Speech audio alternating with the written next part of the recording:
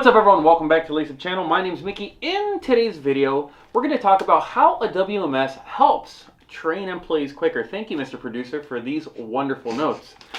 Anyways, a lot of my customers, they come to me for a warehouse management system because they want a scalable solution for when they fire an employee or hire someone off the street. That person should come and integrate themselves into the warehouse perfectly, but when you have a manual process, when you don't have a WMS, what happens is that you hire someone only to have to train them every single time on how to do their job.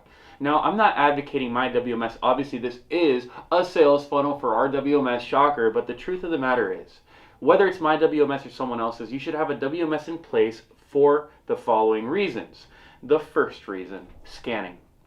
What better reason to have a WMS than to scan? When you give an employee that you've just hired off the street a system with which to scan product coming in and out of your warehouse, it allows them to validate that what they're scanning is correct. They don't have to have any product knowledge. They don't need to know what you carry. They just need to take their little scanner, point the scanner at the product, and pull the trigger, and the system will tell them if it's the right product or the wrong product. You don't need a master's degree. You don't need to be a rocket scientist to run a scanner. So the first reason why it helps you scale and train your employees is because of the scanning. Now, you guys knew this. You're like, Mickey, I knew that shit. I knew that the scanner helps. Well, yes, Johnny, this is about to get better. I had to warm you guys up. The next thing that's super important to helping train an employee coming off the street are warehouse triggers.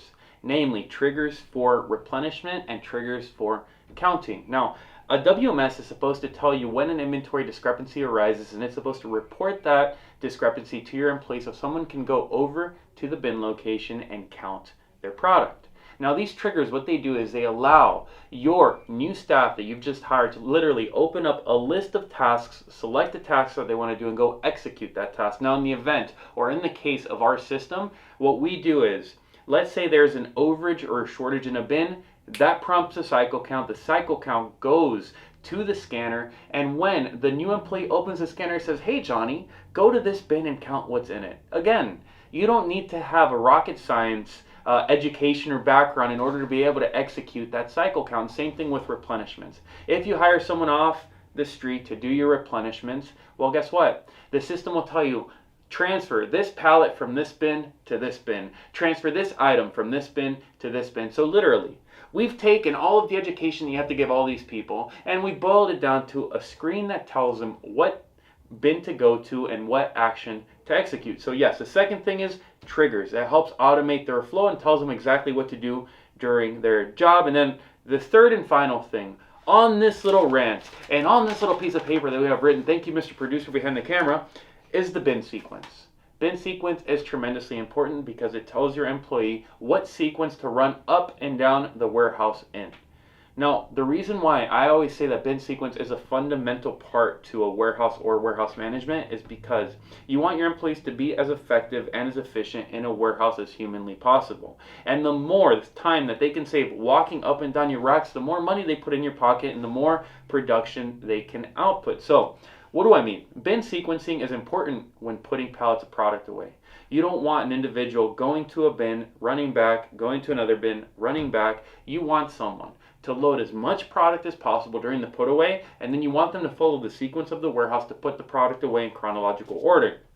Then you can extrapolate this thing to picking.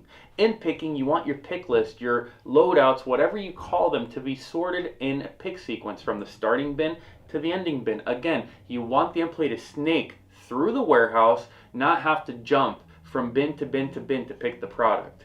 Lastly, transfers, replenishments. Anytime you replenish, anytime you do transfers, you again want your employees to go in bin sequence to do these replenishments and transfers. From this bin down here, you move forward down the rack, from this bin over here, and so on in sequence. So bin sequence is super important, and it's important across the spectrum of processes in the warehouse. So when you put a WMS in place, again, whether it's Lace Up or whether it's any of the other millions of WMSs in the world, you are going to get a system that allows you to train your employees quicker, to pull someone off the street and show them how to work within your warehouse and produce for you without a tremendous amount of education or training. And you're going to get something that's honestly going to make them much better employees. Yeah, so that's my spiel, guys. If you want the easiest way to train an employee, get a system in place. Again, not mine. I'm not advocating mine. You know, mine's good. I'm good. I'm very good. But the point is, yeah, go down below if you agree or disagree. Tell me in your comments. You know, blah, blah, blah, blah. Mickey, you're the best. Subscribe again. And yeah, look forward to seeing you next video. Take care.